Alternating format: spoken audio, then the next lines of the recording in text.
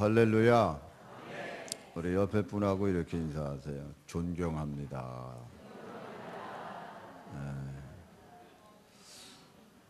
여러분들은 어떤 사람을 좋아해요? 일반적으로 나를 좋아하는 사람을 좋아하죠. 당연히 나를 인정해주고 나를 칭찬해주고 더더군다나 더 좋으려면 나를 존경해주고 뭐 그런 사람 좋아하는 거 아니겠어요? 나를 미워하고 나에게 막 싫은 소리하고 뒤에서 된소리하고 그런 사람 좋아하겠어요? 물론 원수를 사랑하라 이 하나님의 말씀은 또 다른 의미에서 우리가 받아들여야 되는 말씀이에요. 그러니까 우리가 일단 일반적으로 생각했을 때 나를 인정해주고 나를 칭찬해주고 나를 돌봐주고 이런 사람을 좋아하는 거죠. 하나님께서도 오늘 우리들에게 나를 존중히 여기는 자를 존중히 여기고 나를 멸시하는 자를 내가 경멸하겠다 이렇게 말씀하세요. 사실 이 말씀은 성경 전체에 하나님이 우리들에게 하시는 말씀이에요. 그러니까 너희들이 내 말을 들어라, 내 말에 순종해라 이런 말하고 같은 맥락의 말씀이거든요.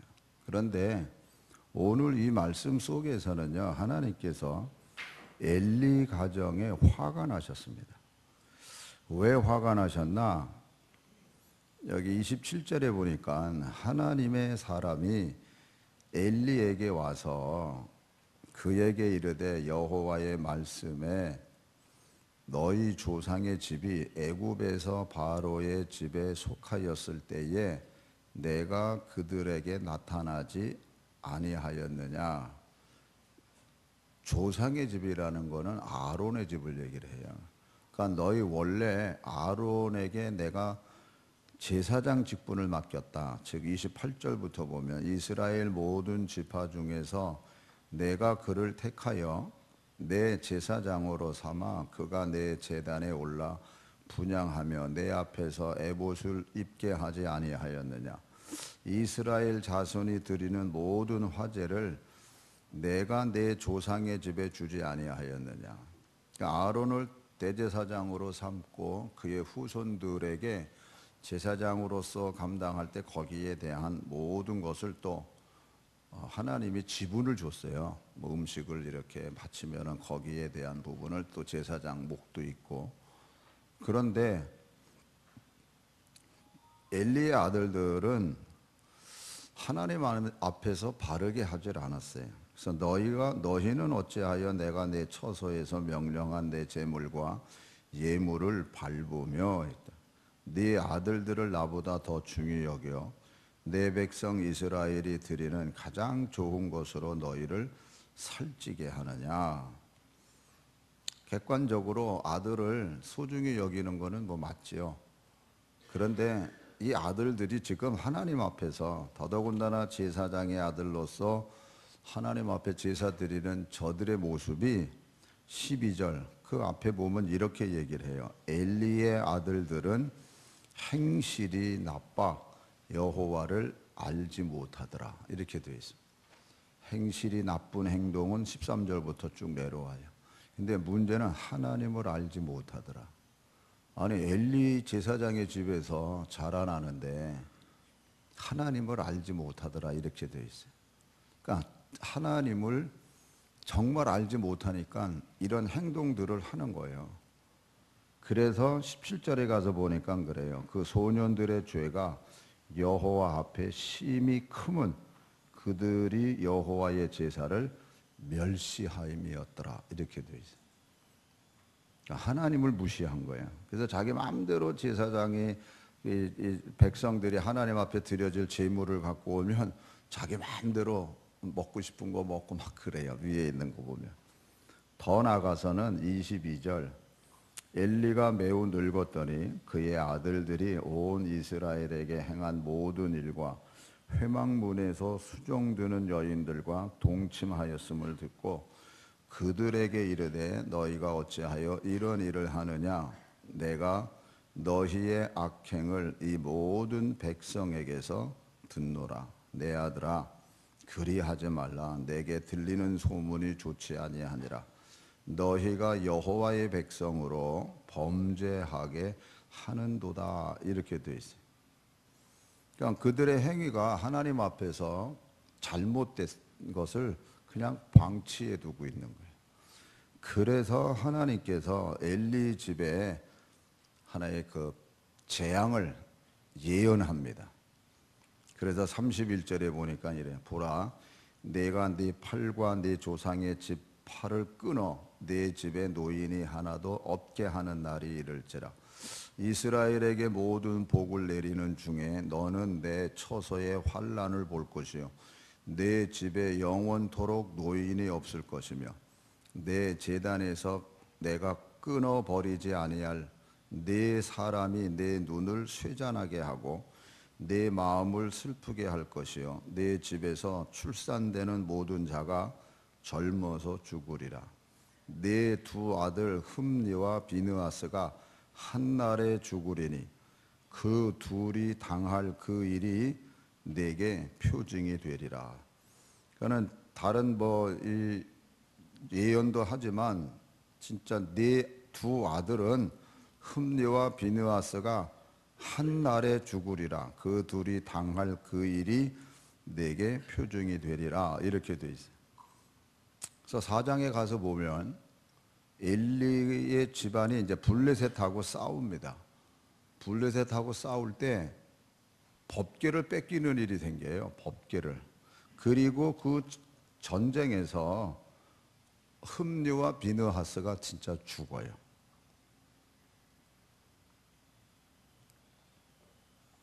4장 19절을 보세요. 그의 며느리인 비느하스의 아내가 임신하여 해산할 때가 가까웠더니 하나님의 교회를 빼앗긴 것과 그의 시아버지와 남편이 죽은 소식을 듣고 갑자기 아파서 몸을 굽으려 해산하고 죽어갈 때에 곁에 서 있던 여인들이 그에게 이르되 두려워하지 말라. 네가 아들을 낳았다 하니 그가 대답하지도 아니하며 관념하지도 아니하고 이르기를 영광이 이스라엘에게서 떠났다 하고 아이 이름을 이가봇이라 하였으니 하나님의 괴가 빼앗겼고 그의 시아버지와 남편이 죽었기 때문이며 또 이르기를 하나님의 괴를 빼앗겼으므로 영광이 이스라엘에게서 떠났다 하였더라. 그러니까 흠니와 비느하스가 그 전쟁에서 죽고 그리고 이 지금 며느리 비느하스의 아내는 그 아기를 낳다가 죽고 그 이 손자죠. 이름을 이가봇이라 하는 그 아이를 이제 출생을 합니다.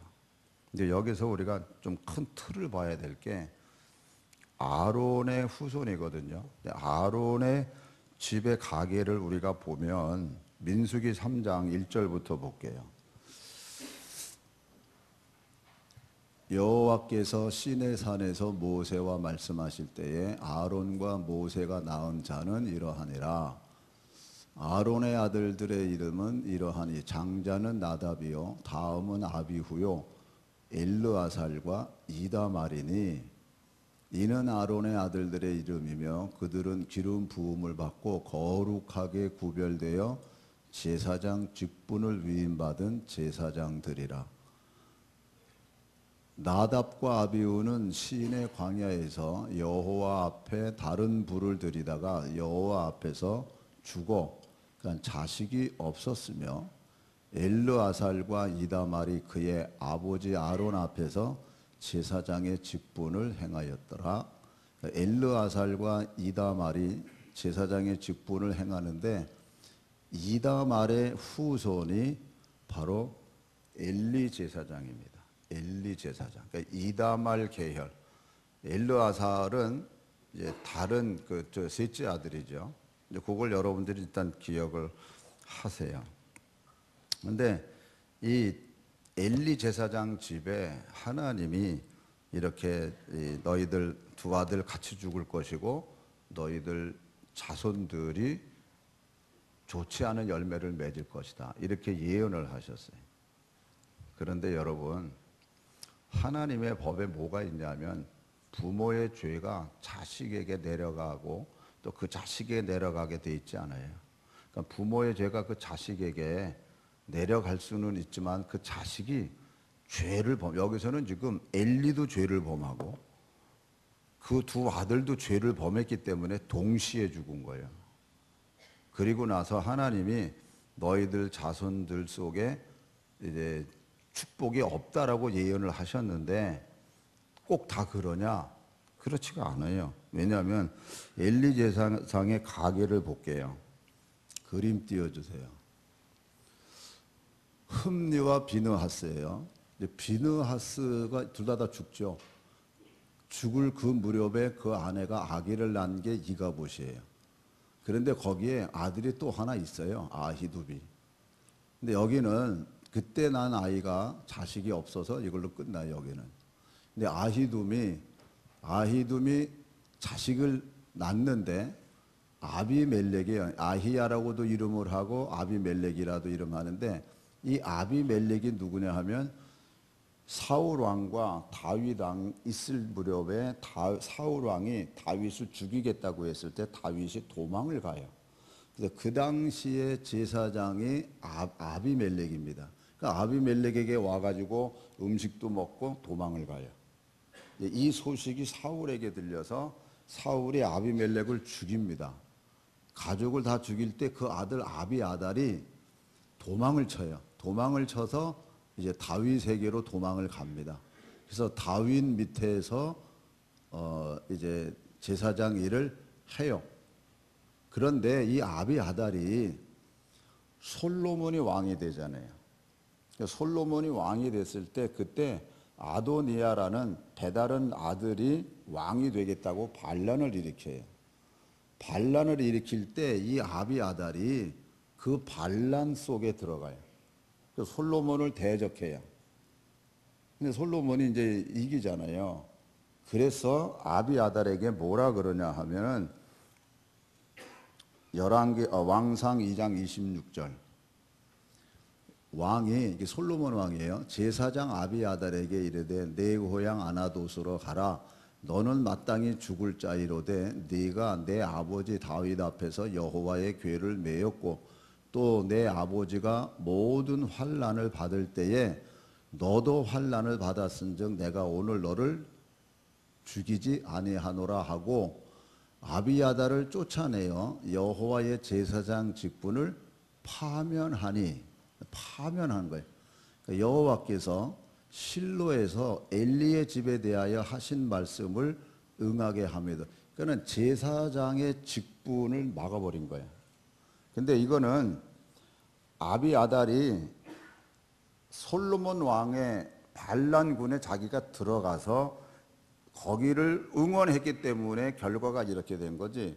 만약에 이 아비아달이 반란군에 속하지 않고 그냥 솔로몬 왕에게 붙어서 그냥 있었으면 죽임 당하지 않아요. 하나님이 경고를 했어요. 이건 경고예요. 너 저주했으니까 너 집이 망할 거야. 그래서 망하는 게 아니라니까요. 그러니까 우리가 착각을 하면 안 돼요.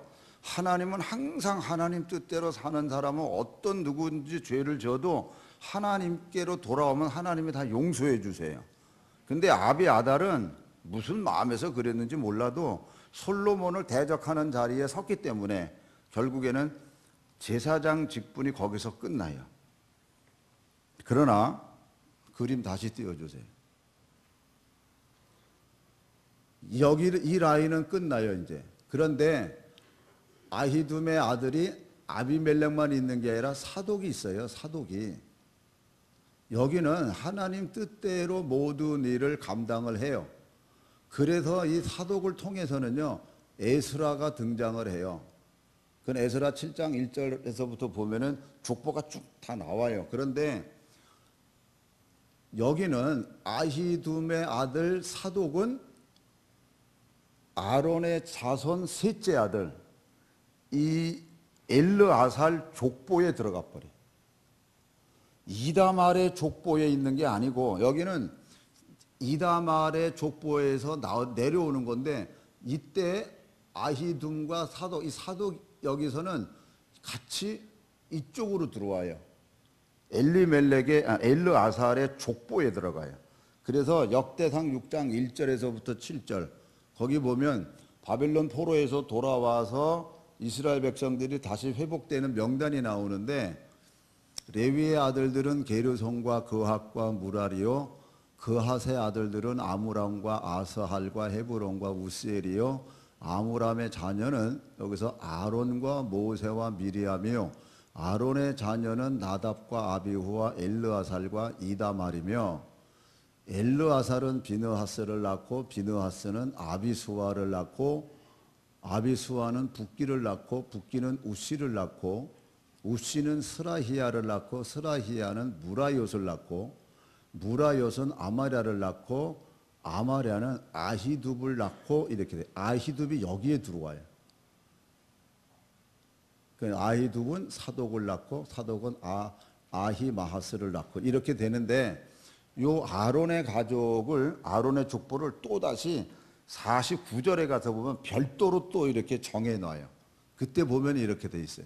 아론과 그의 자손들은 번제단과 향단 위에 분향하며 제사를 드리며 지성소의 모든 일을 하여 하나님의 종 모세의 모든 명령대로 이스라엘을 위하여 속죄하니 아론의 자손들은 이러하니라. 그의 아들은 엘르아살이요 그의 아들은 비느하스요 그의 아들은 아비스. 여기서 이다말의 족보에 대한 내용은 싹 없어집니다. 없어요.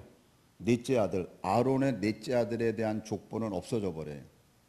그리고 이 엘르아살 셋째 아들의 족보만이 나오는데 아비수야요 그의 아들은 붓기요 그의 아들은 우시요 그의 아들은 스라히야요 그의 아들은 무라옅이요 그의 아들의 아마랴요 그의 아들은 아히둠이요 이렇게 그의 아들은 사독이요 그의 아들은 아히마하스이더라. 별도로 아론의 가정에 대해서 족보를 여기다 얘기하고 처음 얘기할 때는 쭉 역대상 6장 1절에서부터 쭉 내려가 보면은 거기는 요아스까지 쭉 내려오는 족보가 돼 있어요. 그래서 에스라 7장 1절에 가서 보면은 이 족보가 쭉 나와요. 그러니까 하나님이 말씀한 그대로 너희들이 하나님 뜻 안에서 잘못되면 너희들이 망한다, 멸망한다. 이거는 멸망을 망했기 때문에 멸망한 게 아니에요. 내가 하나님 뜻대로 하지 않았기 때문에 그 아비아달이 왜 솔로몬 왕 편에 들어가지? 왜 반대편에 서가지고 반역을 하다가 결국에는 예언된 그대로 성취되느냐. 그러니까 여러분 여기서 우리가 아주 중요하게 여겨야 될 거는 내가 하나님 뜻 안에서 살지 않았기 때문에 그 결과의 선택으로 어려움을 겪는 거지. 하나님이 저주를 내리고 멸망한다고 해서 되는 게 아니라니까요. 여러분 가룟 유다도 주님이 얼마나 기회를 많이 줬는데요. 그러나 자기 생각대로 자기 주관대로 했기 때문에 결과적으로 그런 결과를 가져온 거예요. 하나님이 나 벌 내리지 않을까? 아니요. 내가 하나님 앞에 돌아가서 하나님 앞에 용서를 구하고 회개하면요, 하나님은 그 모든 거 다 씻어주신다니까. 아멘. 여러분 예수 그리스도의 십자가의 보혈의 피의 권능이 얼마나 컸는데, 아멘.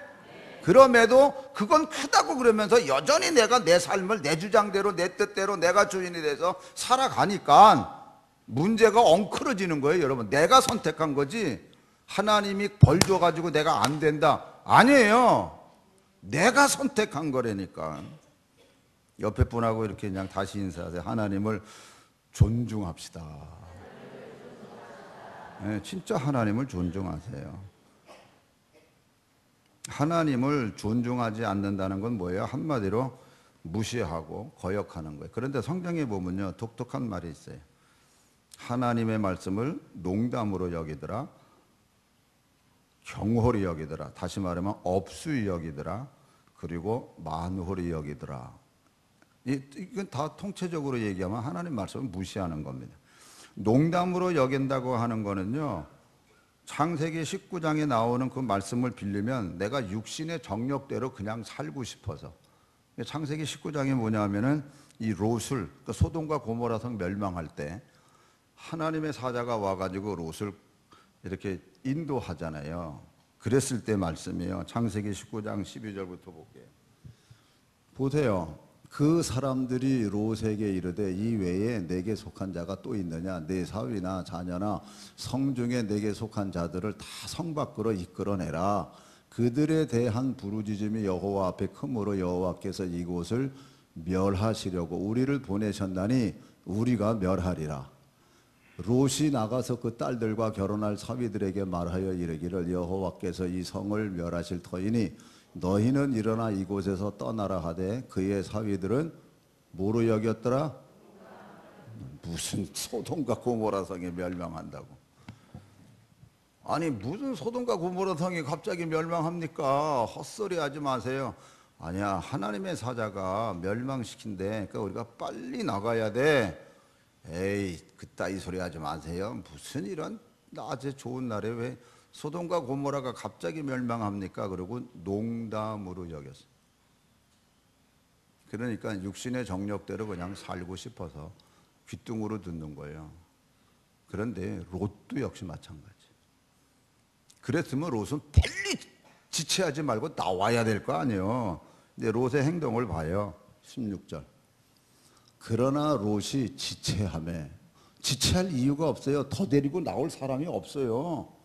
자기 딸밖에 없다니까, 가족밖에는. 근데 뭘 지체를 해요? 뭘 싸들고 나올 게 많다고.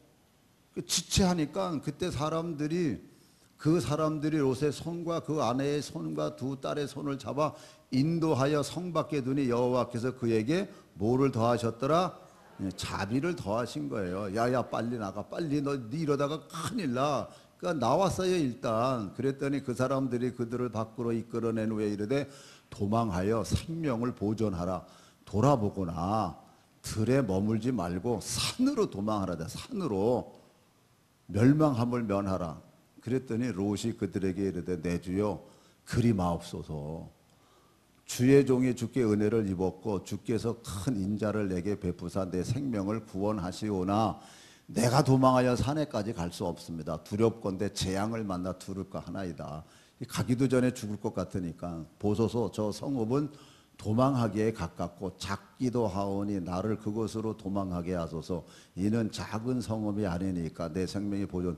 여러분, 신앙의 사이즈가 여러분의 생각 속에 맞춰서 가면 안 되는 거예요. 그래서 주님이 좁은 길로 갈래? 왜? 우리는 다 넓은 길로 가길 원하니까. 내 사이즈, 내 생각의 사이즈대로 하나님의 말씀을 맞추면 안 돼요. 왜 안 되느냐 하면 그 다음의 결과가 아름답지 못한 거를 내가 선택하기 때문에 그래. 그게 롯이에요. 롯. 보세요. 그 다음 그가 그에게 이르되 내가 이 일에도 내 소원을 들었으. 하나님 들어주세요. 내가 말하는 그 성읍을 멸하지 아니하리니 그리로 속히 도망하라. 내가 거기 이르기까지는 내가 아무 일도 행할 수 없노라 하였더라. 그러므로 그 성읍 이름을 소알이라 하더라. 여기 소알이라는 말이 우리에게는 꼭 그런 건 아니에요. 꼭 그런 건 아니지만 왜 이렇게 속이 좁은 사람 보고 뭐라 그래? 에? 소갈 딱지 없다 그러잖아. 왜? 아유 저는 뭐 밴댕이 속딱지 같이 저거 그냥. 그게 여기서 유래되지 않았나 하는 말이 들어요. 소알. 왜냐면 지금 롯의 행동이 그런 행동이니까. 지금 롯이 소알에 들어갈 때에 해가 돋았더라. 심판이 시작하는 거. 여호와께서 하늘과 여호와께로부터 유황과 불을 소돔과 고모라에 비같이 내리사 그 성들과 온들과 성에 거주하는 모든 백성과 땅에 난 것을 다 엎어 멸하셨더라. 롯의 아내는 뒤를 돌아보았으므로 소금 기둥이 되었더라. 왜 뒤돌아보냐고. 보지 말라 그랬으면 안 봐야지. 아브라함이 그 아침에 일찍이 일어나 여호와 앞에 서 있던 곳에 이르러 소돔과 고모라와 그 온 지역을 향하여 눈을 들어 연기가 옹기가마의 연기같이 치솟음을 보았더라. 하나님이 그 지역의 성을 멸하실 때에 곧 롯이 거주하는 성을 엎으실 때에 하나님이 그 아브라함을 생각하사 롯을 그 엎으시는 중에서 내보내셨더라.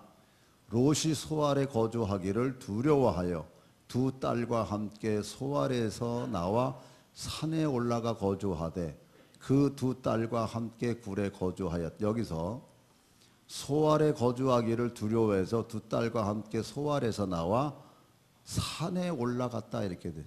소알에서 나왔으면 아브라함의 중보 기도가 사실 있었잖아요. 그랬으면은 자기는 또 이렇게 삼촌 따라서 나와서 여기까지 생활했으면 지금 형편이 어려우면 어디로 가야 돼요? 아브라함에게 돌아가야 되는 거예요. 여기서 우리가 깊은 하나의 진리를 찾아야 되는 게, 예수님은 지금도 우리를 위해서 중보 기도하고 계세요. 우리가 죄를 져다 하나님 용서해 주세요, 용서해 주세요. 그래서 우리가 어떤 어려움에서 깨닫고 됐을 때 하나님께로 돌아가야 되는 거예요. 주님께로 돌아가야 되는 거예요. 내 마음과 뜻과 생각이 주님께 다 돌아가야 되는 거예요. 근데 롯은 창피할 수도 있어요. 지금 하나님이 아브라함을 생각하셔서 롯을 구원해 주었으면 롯은 이것저것 안 따지고 가야 되는 거예요. 아브라함한테. 삼촌, 그 많은 재산 다 버리고 지금 나온 거 아니에요. 지금 삼촌한테 큰 소리 빵빵 치면서 나 이쪽으로 가겠다고 푸른 초장으로 많은 재물 가지고 갔다가 결국에는 딸하고 지금 자기하고만 홀랑 나온 결과밖에 더 되냐고요. 그럼 아브라함한테 갔어야죠. 아브라함한테 안 가고 성에 머물러 있어서 결국 37절, 그러니까 30절 봤어요? 네, 37절 여기 보니까 큰 딸은 아들을 낳아 이름을 모압이라 하였으니 오늘날 모압의 조상이요, 작은 딸도 아들을 낳아 이름을 베나미라 하였으니 오늘날 암몬 자손의 조상. 이게 왜 생겼는지 여러분 아시잖아요. 제가 뭐 특별히 설명을 안 해도 생기지 않아야 될 암몬과 모압이 생겼어요. 그래서 이 일에 대해서 하나님이 신명기 23장 3절과 6절에 이렇게 얘기를 해요.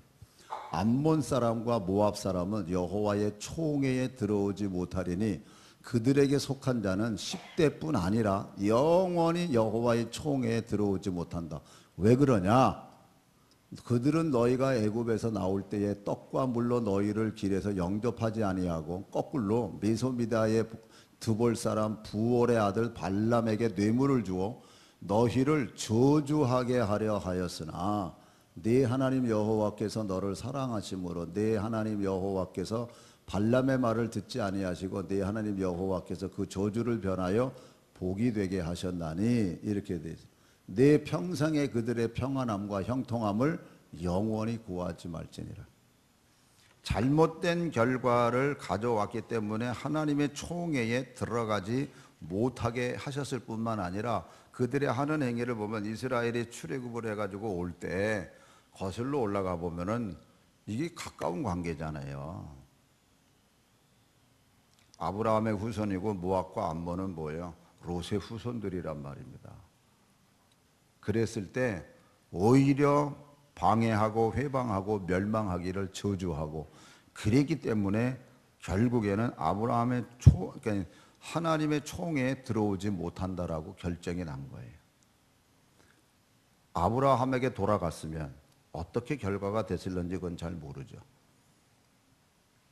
가야 할 거를 선택하지 않고 엉뚱한 길로 갔기 때문에 그런 겁니다.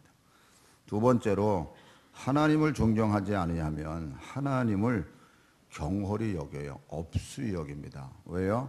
내가 주인인 것으로, 하나님이 주인 된 거를 인정 안 하고 내가 주인이라고 얘기하고 싶어서. 신명기 32장 15절에 보면 이런 말씀이 있어요. 그런데 여수론이 기름짐에 발로 찼도다. 내가 살찌고 비대하고 윤택함에 자기를 지으신 하나님을 버리고 자기를 구원하신 반석을 업신여겼도다. 이렇게 얘기했어요. 그러니까 하나님께서 미리 신명기 8장에 보면요, 너희들이 잘 되면은 너희들 힘으로 잘 됐다고 얘기할까 봐서 미리 경고의 말씀을 하셨어요. 8장 14절부터 볼게요. 내 마음이 교만하여 내 하나님 여호와를 잊어버릴까 염려하노라.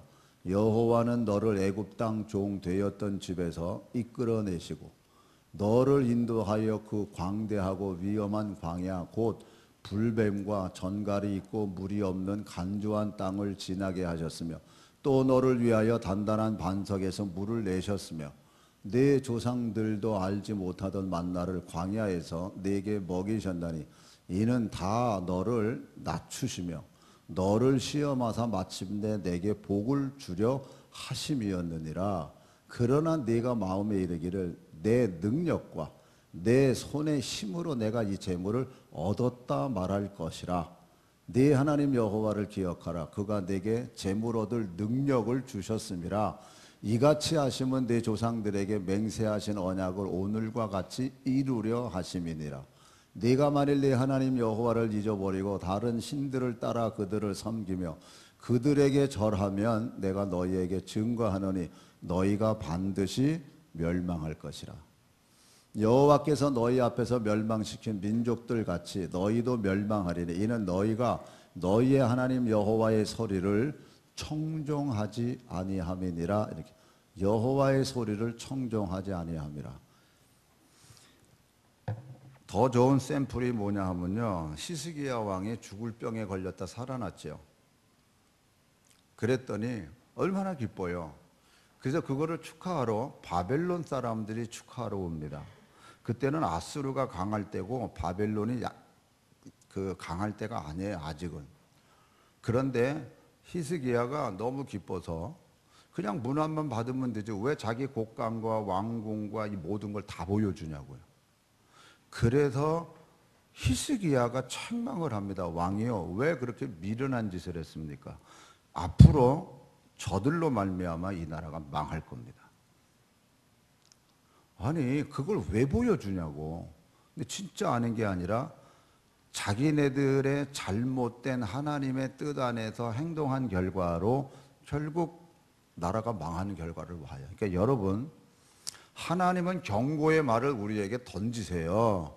그래서 정신 차려서 하나님 뜻대로 살라고. 그러면 하나님께서는요 다 용서해 주시고 저주와 이 모든 것을 다 지워 주시고, 그래서 뭐라 그래요? 허물과 죄를, 우리의 허물과 죄를 그분이 징계받고, 아니 그분이 찔림 받음으로 말미암아, 그가 상함으로 말미암아 나의 모든 죄악이 다 씻어졌고, 징계 받음으로 말미암아 우리가 평화를 누리고, 그가 채찍에 맞음으로 우리가 나음을 얻는 이 하나님의 역사가 우리 앞에 보여져 있고, 그렇기 때문에 우리는 항상 원위치로 가면 되는 거예요. 내가 주인 노릇하려고 그러지 마시고, 내가 내 마음대로 하고 싶어서. 그래서 항상 우리는 하나님 말씀대로 순종하면서, 하나님을 무시하면 안 돼. 경홀히 여기면 안 되는 거예요. 그래서 잠언에 보면 이런 말씀이, 아니 신명기 27장 16절에 보면 이런 말씀이 있어요. 그의 부모를 경홀히 여기는 자는 저주를 받을 것이라 할 것이요 모든 백성은 아멘 하니라. 내 부모를 공경해라. 그리하면 내가 이 땅에서 잘 되고 창대케 되리라. 하나님이 거기도 약속하셨어요. 그런데 부모를 경홀히 여긴다. 경홀히 여기는 행동을 자기가 하기 때문에 결국 그로 인한 선택으로 아름답지 못한 열매를 거두는 거예요.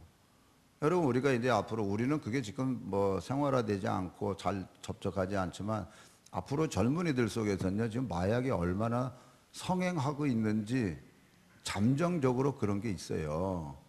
그거 하지 말아라.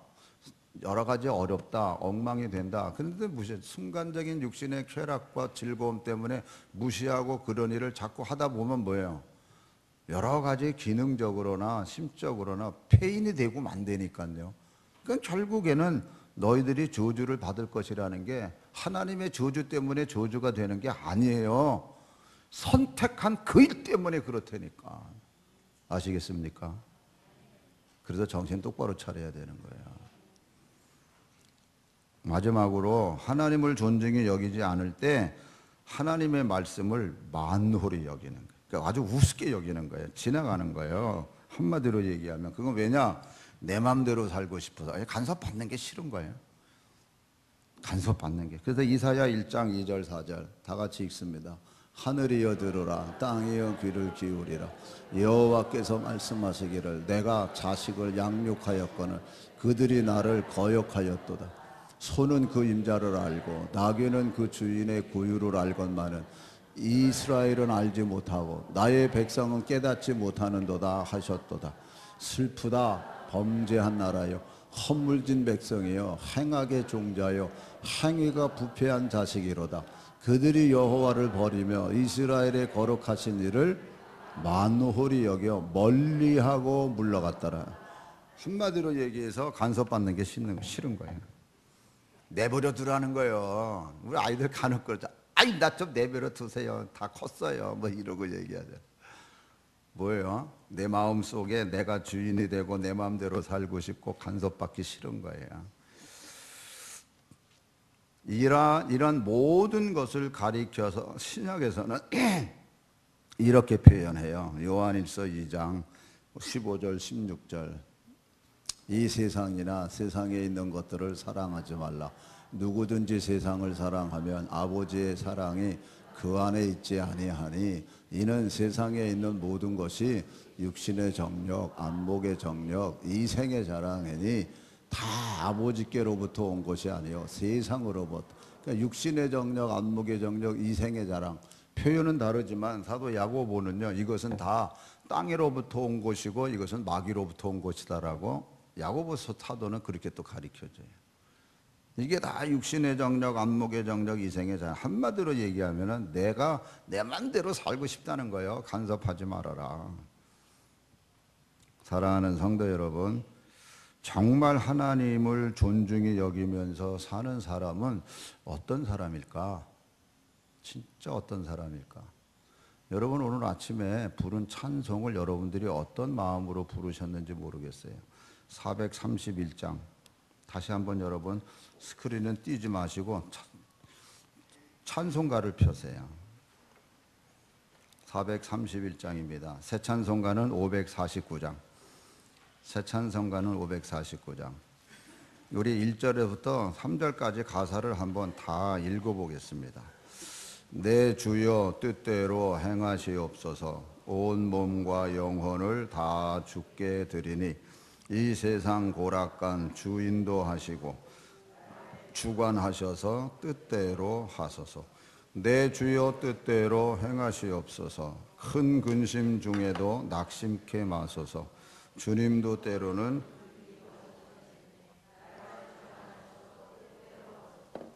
내 주여 뜻대로 행하시옵소서. 내 모든 일들을 다 주께 맡기고 저 천성 향하여 고요히 가리니 살든지 죽든지 뜻대로 하소서. 예. 여기 찬송가 왼쪽에 보면요, B하고 스모크라는 그 이름이 있습니다. 벤자민 스모크라는 루터교 목사님이세요. 이 목사님이 선교지에 나가서 즉 목회를 하면서 이렇게 그 어려운 지역을 돌볼 때 하루는 선교하러 나갔어요. 신방하러 나갔다가 돌아왔더니 집에 불이 난 거예요. 그런데 집에 불 났는데 어린아이 둘이 불에 타 죽은 거예요. 그 아이들을 붙잡고 어떡하겠어요, 심정이.